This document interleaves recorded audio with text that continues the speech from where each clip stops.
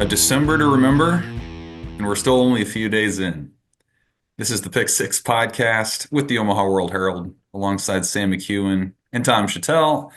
I'm Evan Bland here on a Thursday in December. Usually these come at you on a Wednesday.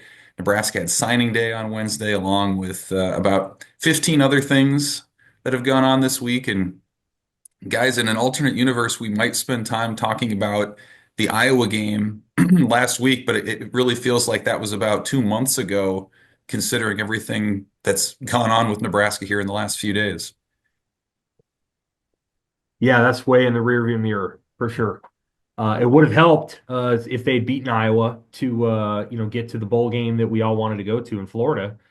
But yes, I think the Iowa game is like way in the rearview mirror after everything that happened on Monday and Tuesday and Wednesday.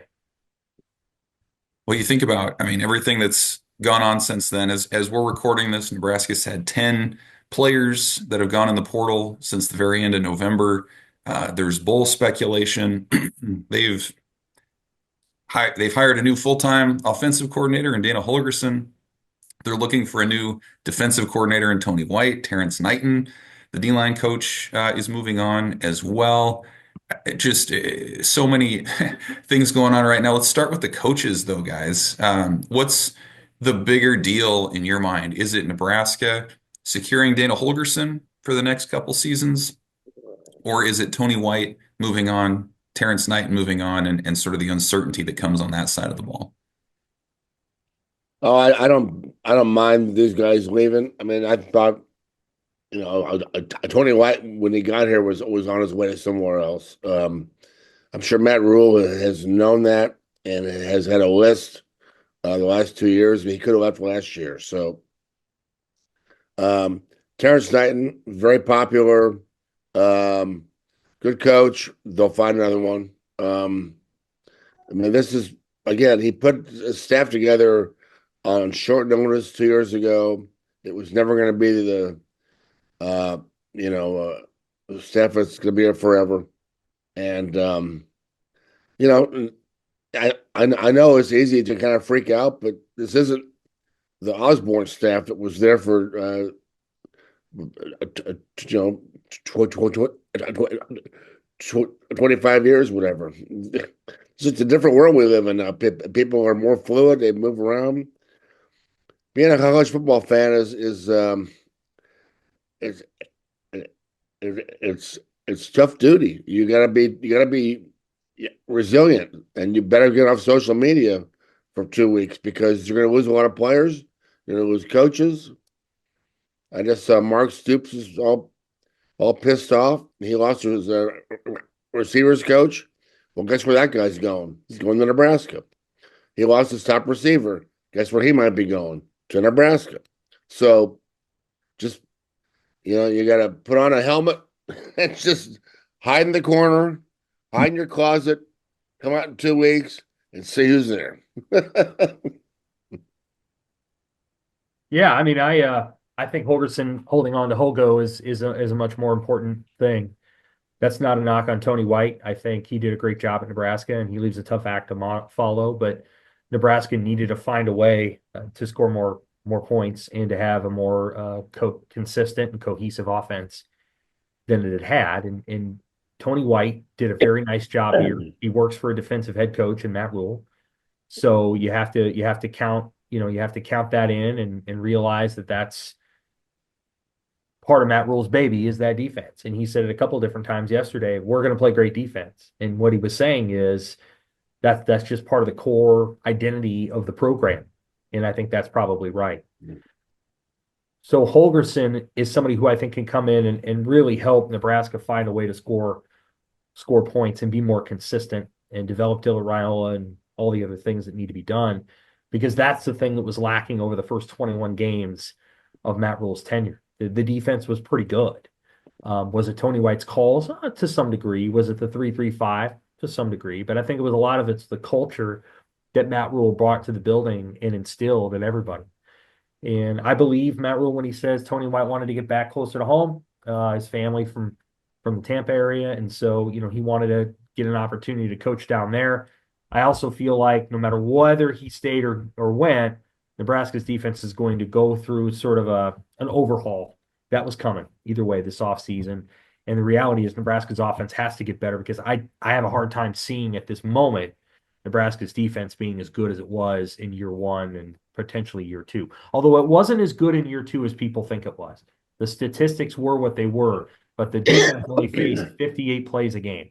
So it wasn't as good of a defense as people think it was.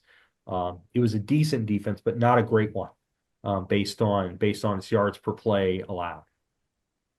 But where the defense goes from here will be interesting because Matt Rule made it clear he wasn't going to make a hire sort of for the splash effect, wasn't going to make a hire to calm nerves in the short term, said it would take as long as it would take. And we can kind of look at some of these bigger names that are out there potentially, Ryan Walters or Jim Leonard, Phil Snow, who was a consultant at Nebraska. But I thought what he said, and John Butler, of course, an internal candidate, but like what Rule said about wanting to run at least some variation of the 3-3-5 as they had done it is fascinating to me. He essentially said, yeah, they don't want to give up on kind of that scheme and what they had done. How does that, I don't know, affect your guys' outlook for maybe what they'll do with the defense? Who will be coordinating that thing next year and beyond? I think it's possible that John Butler will be coordinating the defense. He's going to coordinate it for the interim, and he may get the permanent job. There might be somebody else who gets the job too. The 3-3-5, I think the thing that I'll be watching for to see if they keep or lose on that defense is the split safety concept that creates sort of the coverage strategy in the back end, where you have three safeties. The third is a rover who's in the middle of the two who are playing, outside. Whether they bring that rover down and make it more of a 4-2-5 or whatever they want to do. But the reality is the three up front are often joined by a fourth, and that's the jack linebacker. And just because he's standing up like this doesn't necessarily mean he's not a fourth down lineman. And then, at times they only had two linebackers. I mean, it looked a lot like a 4-2-5 much of the time. So I think Matt Rule can kind of do what he wants to do. He's run a 3-4 before. There's a lot of different ways that you can get into the fronts that you want.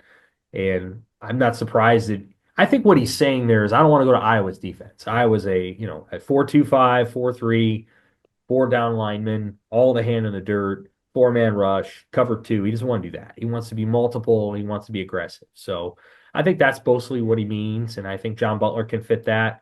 I think Elijah Robinson, who's the defensive coordinator at Syracuse, could fit that. And I'm sure he's got some other names that he's thinking of. A lot of people probably applied for the job on Monday and Tuesday via Matt Rule's phone. They probably blew up his phone, and he gets to go from there. Yeah, it'll be interesting to see what the timetable is on that. I wonder if even John Butler, these next few weeks are sort of an audition to that end a little bit. I mean, Matt Rule kind of described the upcoming bowl game as game one for a lot of these younger guys that are going to get an opportunity. How much do you think there's much stock, or I guess maybe how much stock would go into how Butler handles this month in terms of how you evaluate him for next year? Yeah, I think it's probably about how he works with Rule than whether they win the Yankee Bowl or not. I mean, they just lost all those guys on the portal. So, and I love what Ty and Nash said that they want to play every down in the bowl game. Perfect. But I just think if there's an audition, it's how do the head coach and the coordinator get along? Do they share the same vision? Do they see defense the same way? Um, I think about this league is you got to be able to stop everything. You see everything in the Big Ten now, and so I think scheme probably matters, but I think the personnel matters more. Now the personnel has to match the scheme, but I think a strong front is what you have to uh, stop the run, but also get after the quarterback. So, and you better get speed at linebacker. Because we don't see speed everywhere in the Big Ten. but Oregon's going to have it. USC and UCLA are going to have it, and Ohio State and Michigan are sure going to have it. So I think you having sort of a blend, a defense that can be all things if that's possible. Well, we'll Yeah, talk. Oh yeah, go yeah. ahead. No, I'm with Tom. I agree with that. We'll get to some portal talk and maybe some bowl talk here, but it was signing day on Wednesday. That was a thing that happened amid all these other things. Typically, that's been late December in the last handful of years. Of course, before that, it was in February and had its own. It became kind of its own holiday. It was on Wednesday, and Matt Rule talked about some of these guys. And Sam, I loved your signing day column about how different it is now. These guys are coming into a reality where they have to perform and they're being paid to perform in a 105 man roster reality. What trends maybe did you take away from this particular class? Maybe what players stood out? What did you make of this talent haul that Nebraska's bringing in?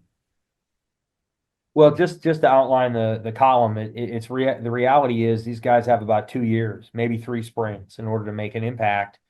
Because the nature of the transfer portal now is that you can go out and find immediate answers, and unless the NCAA overhauls that somehow, these freshmen don't have a ton of time. They're going to have to produce pretty quickly. And so, I think this particular class does have some talent in it. It's got some ranginess. It's got some size. Defensive players are good. Dawson Merritt, Christian Jones. I don't know exactly what they're going to do with Jeremiah Jones yet. He's a 6'5", 215-pound athlete out of Kentucky who, could play receiver. He could play tight end. He could play outside linebacker. There's a bunch of different things you could do with him.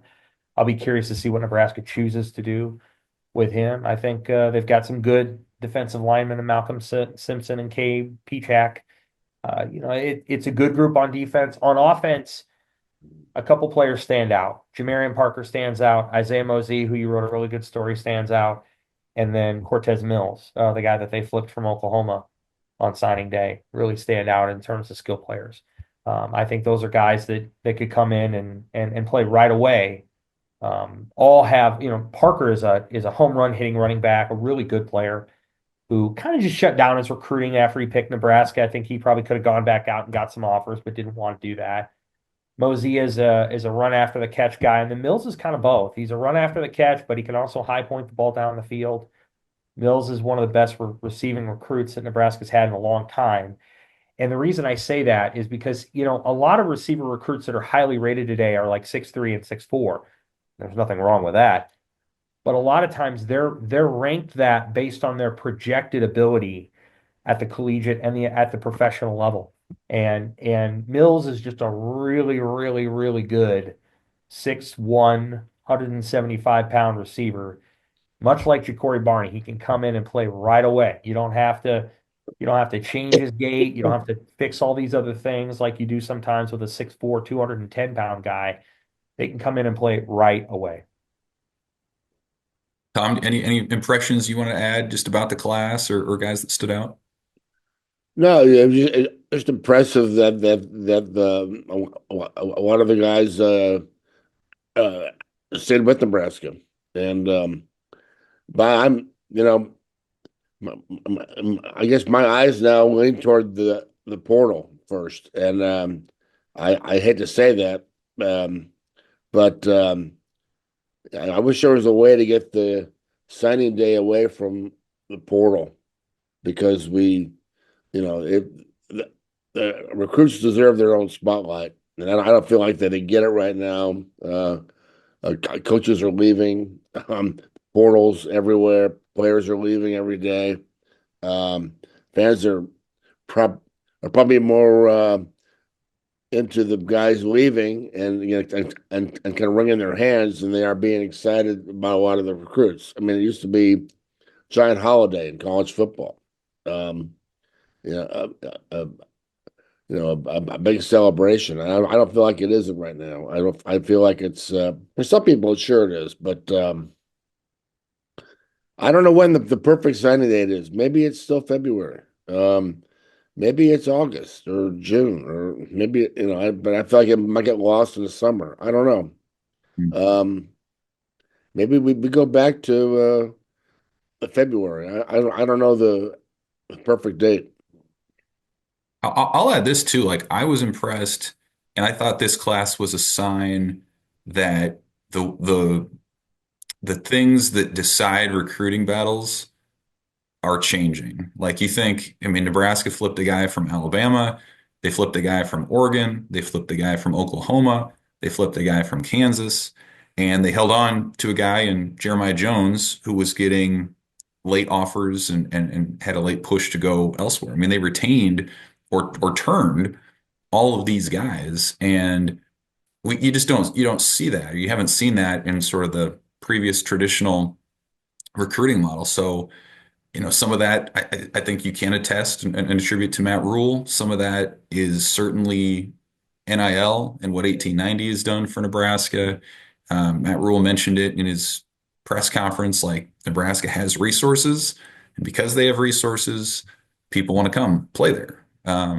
I talked to Juju Marks on signing day down in Olathe, and he essentially was like, "Yeah, I'm going there because Nebraska offered more opportunities for my family and me. And they have some financial things going on. So like that makes a difference. Whether people love it, hate it, or indifferent, like that's just the reality. And so I thought this class really marked a turn again in like how you start to handicap whether recruits will go to certain places, what that'll look like. And it turns out to be a pretty good haul and probably one that's going to address some short-term needs, especially on the offensive side, as soon as next year. Yeah, I'm with you, man. I agree with that. I we'll have to see. I think the NIL operation is good. I don't know that it's top 10, but I think Matt Rule's a top 10 recruiter. I think he's really, really good at presenting to the family a vision that they can get behind. And then the resources that Nebraska has to surround the student with is really good. So, like, when you bring a director of nutrition like Kristen Coggin who comes in and says, listen, not only is your son going to eat really well, but he's going to kind of learn how to cook if he doesn't know how to do that already. He's going to learn skills here that he can take going forward. And a lot of these programs are just like, yeah, here's a training table. They're going to eat. Let's go look at the trophies.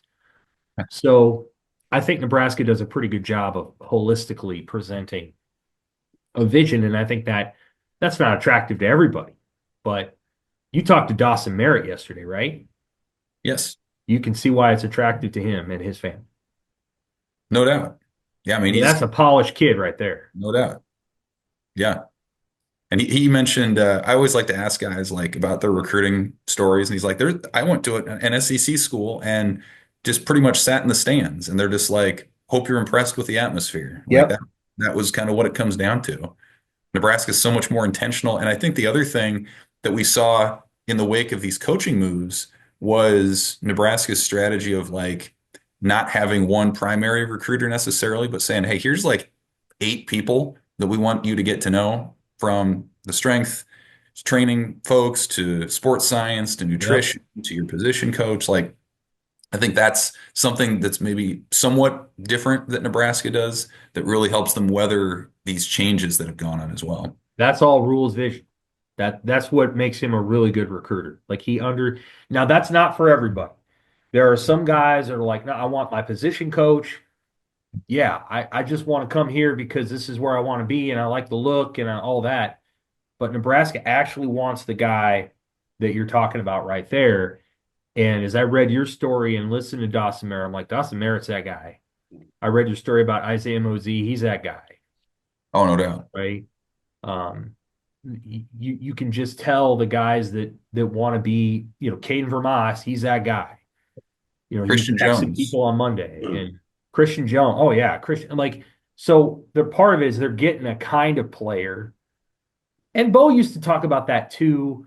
But like I covered recruiting pretty heavily when Bo was the coach, not as heavily now as I did back then. And I mean, yeah, Bo was getting guys wherever he could get them. And Riley didn't do a very good job with that intangible component at all. Um, I don't know that Riley's team was just looking for guys. And I thought Bo was trying to do that, but sometimes he'd get, knuckleheads. I feel like Matt Rule's recruiting has done a really nice job of getting guys who can think and talk like Matt Rule. So it's a good group.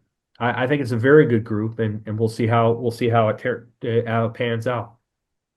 Let's talk a little bit of portal as well. I mean, it officially opens Monday, but you wouldn't know that it hasn't opened yet based on all the movement that we've seen, guys intending to head out. That number again at 10. Malachi Coleman kicked that off in late November, and then just a bunch this week. We don't have to touch on every single one, but like, what, I guess, were there any guys that caught your eye as sort of surprises, or is this all just sort of inevitable as Nebraska trims this thing down and the names don't matter as much to you guys? What do you think, Tom? I'm not I'm not surprised by anybody. I think you should, e- expect the unexpected. If somebody leaves and they might still, somebody you don't expect. It's just part of the deal. And I wish them all well. I wish them hope that they all find playing time and money and all that stuff, but it's not going to happen. Well, some of these guys aren't gonna find the right fits. They're not going to get rich, and there may be some regrets, but you can't live that way. If you're going to go, you got to go.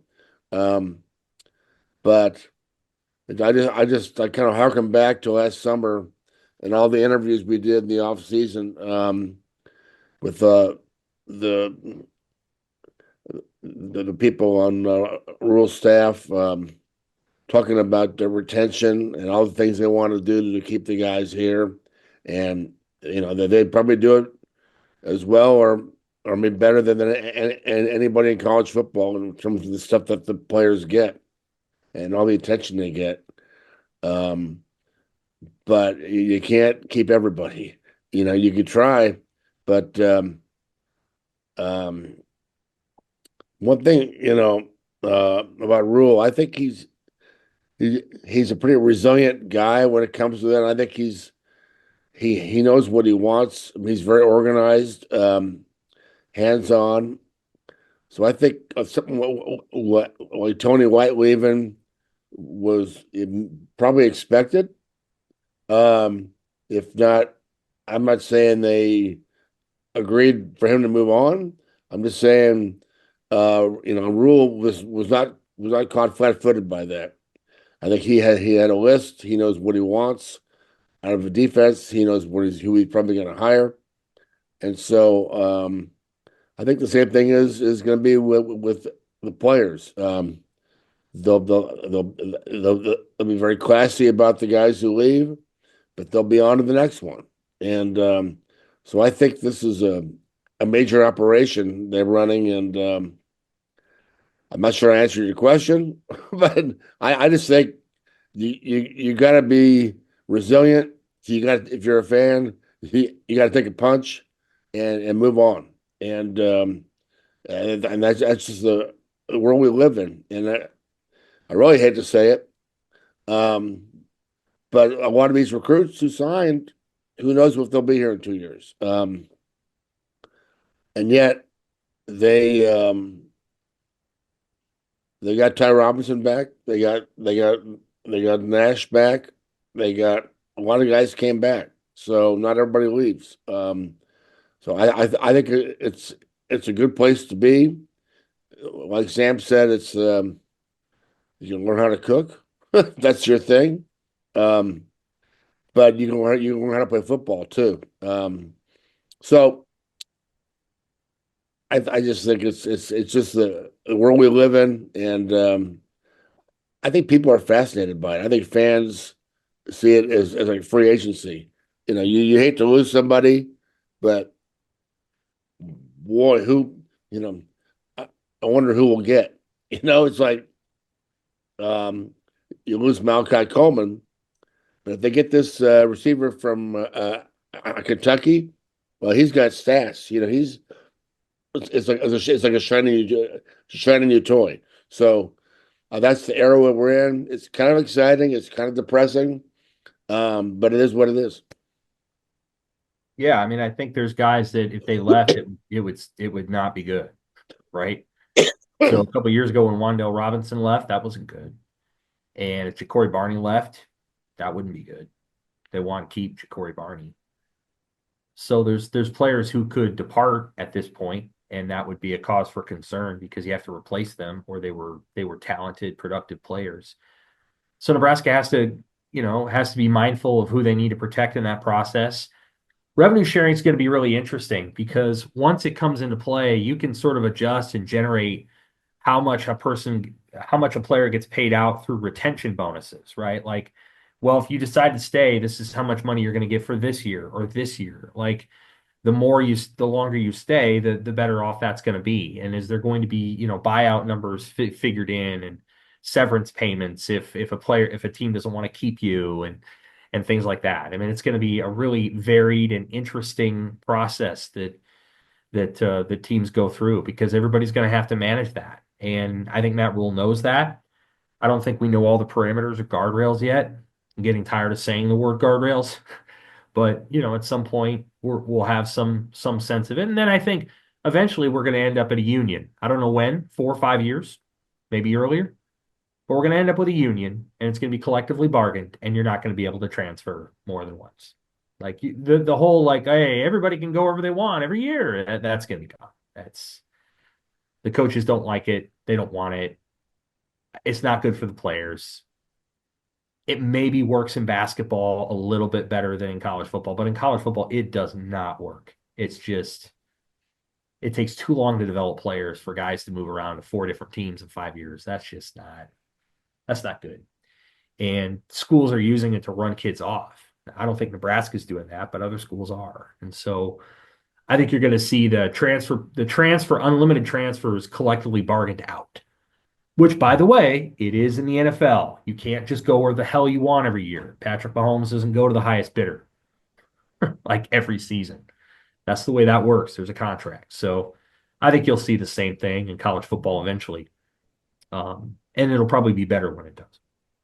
The thing I would add too that I think it's sometimes takes a little getting used to is like when you see these transfers, they're for different reasons than we've ever seen before. It's not an indictment on culture necessarily. It's not even always about money. Like it's you just don't know. Like there are guys like I think you look at a guy like Mackay Bear who 5 years ago, him leaving would make no sense because he's going to be a senior. He was a rotational guy as a linebacker, and he had a clear path to playing time next year. Yeah.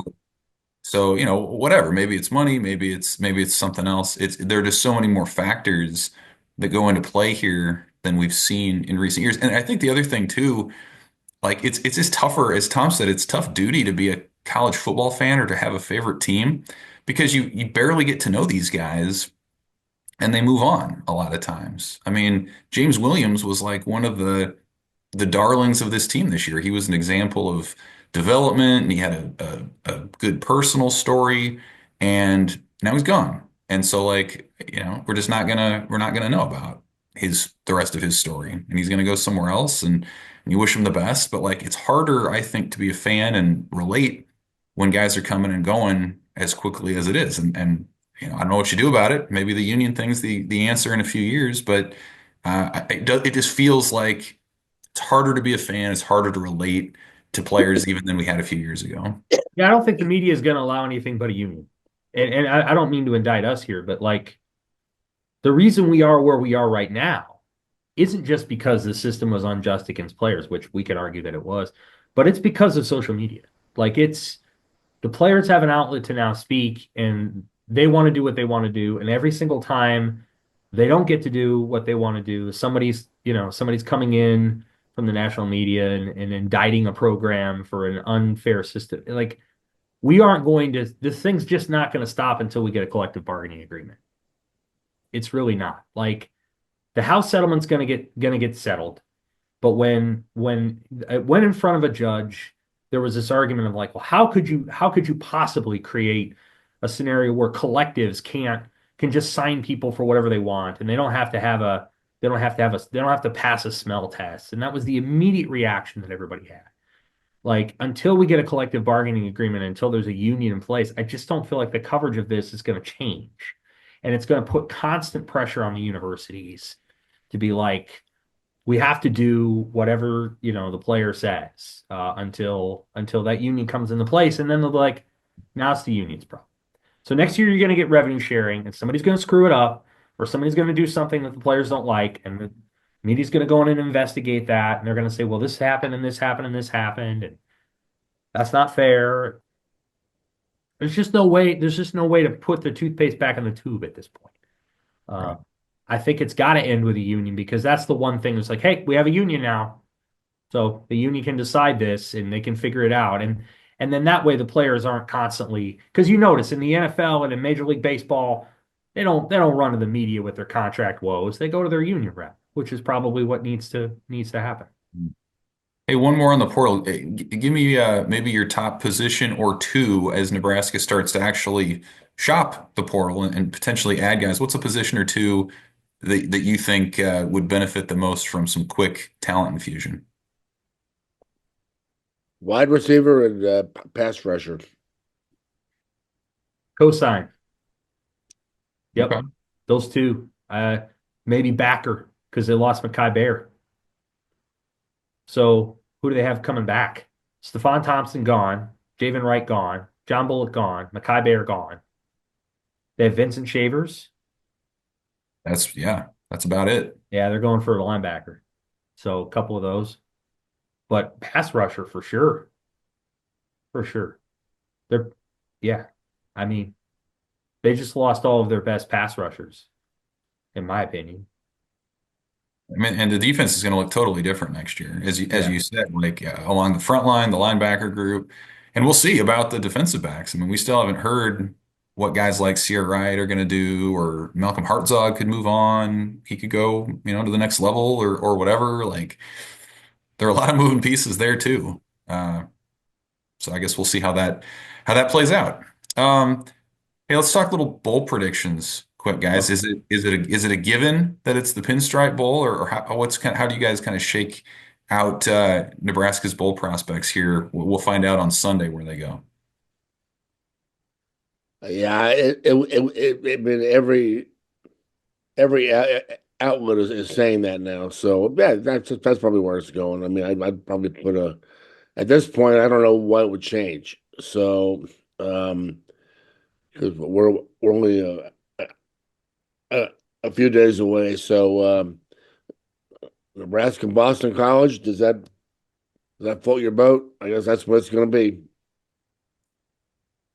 Was there Yeah. is there you guys have a sense like I mean Penn State's in the CFP either way, right? If they get blown out in the Big Ten title game, they're in. So it really Sure. doesn't affect anything at this point. So the pecking order. It would go citrus, and I think Illinois is pretty much a lock for that. Michigan moves up to the ReliaQuest with its win over Ohio State. And then it really comes down to the Music City. They get the next choice.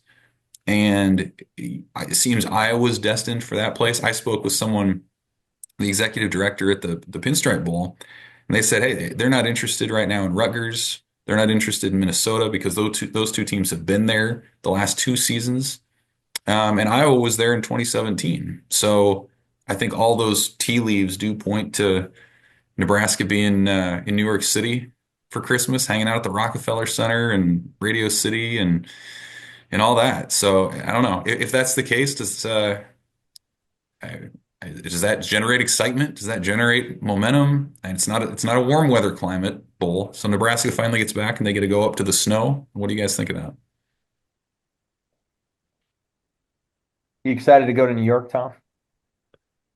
Well, I mean, as yeah, I mean I'll get to go watch. I'll get to go see where the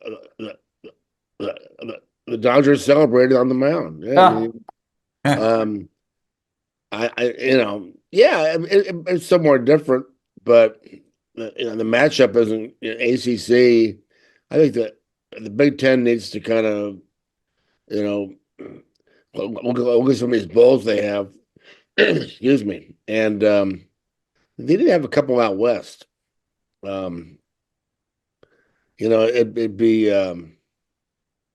you know, if there was some way, wouldn't it be cool to turn the Rose Bowl into another bowl? Have two bowl games there or something, or have a nod to the old the Big Ten and the Rose Bowl somehow. I don't know. Yeah, it's fine. I mean, yeah, everybody should be excited. We haven't been to a bowl in a long time. Yeah, I think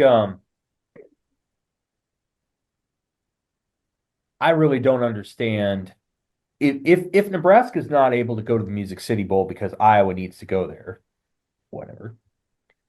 Because Iowa's 8-4 and Iowa wants to be there. I really don't understand why Nebraska can't go to Arizona and play in the Rate Bowl, but which they're not. They're going to The probably play pinstripe in the won't let them. pinstripe, Pinstripe won't let them. right? And so, but what I don't quite understand is I'm pretty confident the Music City Bowl would rather have Nebraska, but they're not going to pick Nebraska. The Pinstripe Bowl would rather have Nebraska. They're not going to pick Nebraska. Strange to me, and it and they are going to pick Nebraska. So it's just an odd setup to me, and that's fine. Nebraska has not earned anything better than the Pinstripe. They're 6-6. They had a chance on Friday. They blew it. If they'd won that game, they'd be playing in the Music City as we speak, or they'd be playing in the Reliac West. Because if Nebraska and Michigan had finished 7-5 each, I don't know that Michigan would have won that battle with Nebraska. So ultimately, Michigan should be playing in the Pinstripe. It's a great fit for them, but they don't want to do that. Their coach wants to send them to a warm weather climate. I don't blame them.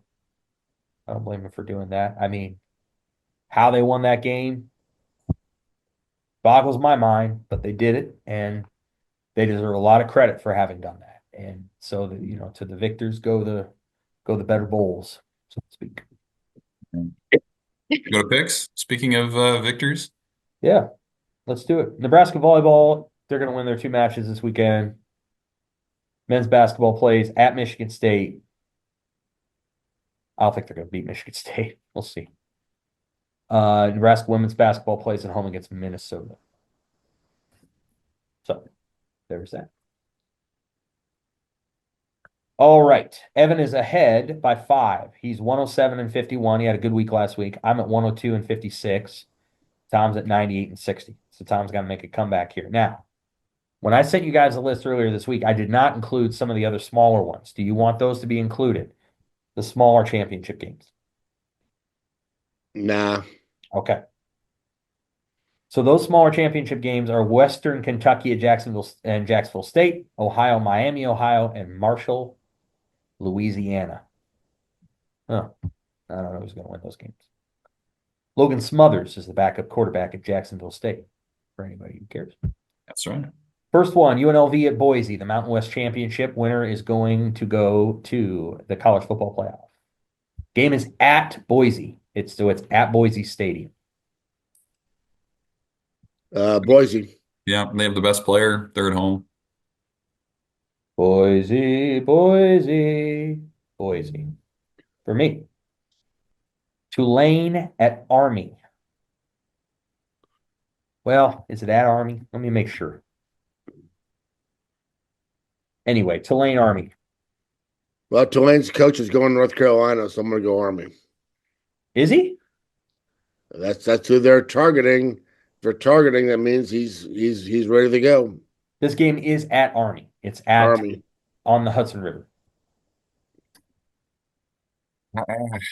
Army, yeah. Tulane. For me. Iowa State, Arizona State in the Jerry World Dome for the Big 12 championship. Arizona State. ASU for Tom. Iowa State gets it done. Oh, okay. Okay. That'd be pretty cool, wouldn't it? I'm going to go with ASU as well. Clemson SMU in the ACC title game. That game is played in Bank of America Stadium. I'm Charlotte. gonna I'm gonna go with Dabo. Okay, He's gonna shake up the playoff. you sure would. Yeah, Clemson as well. Clemson for Evan. Smooth for me, SMU. In Atlanta, or is it New Orleans? Let's see. It's in Atlanta. Yep. Georgia, Texas, SEC championship game. Georgia beat Texas at Texas the first time. Gonna go with Georgia again. Okay. Texas is hot, but you got to go Bulldogs. I'm going to go Texas. I'm the outlier this week. And then finally, Penn State, Oregon, in Indianapolis. There'll be about 19 people there for Oregon, I'm sure. Yep. They'll have no fans in Indianapolis for the Big Ten championship. Ducks. Oregon keeps rolling. Oregon, and I will take Oregon as well. There we go. It's going to be an interesting weekend. Is there a game out of that bunch that you're most intrigued to watch of the ones that I just listed? Nope. Arizona State. Arizona State, Iowa State. Yeah, maybe that one, but I think these conference championship games are boring, and they don't mean anything. Everybody, I mean, the Big 12 it does because you get in the playoff, but the other Right. ones, both teams are already in the playoff. Yep. Yeah, I think the conversation for their usefulness in a 12-team CFP era absolutely has to pick up. I mean, what's the point, really? If you're an 18-team Big Ten and you just won the thing, you got to still play in a title game. I don't know. I think these things go away. I know it's about money, but you can find other ways to make that up. You're already finding other ways by having this 12-team CFP. That's my opinion. How about I'm you? with you, bro. Well, that's a podcast for another time. It is. All right, for Sam and Tom, I'm Evan. Enjoy the championship football this weekend, the roster churn, the news. Nebraska's not done. It's going to be fun. Read the Omaha World-Herald, and we'll be back next week. Thanks for listening, Husker fans.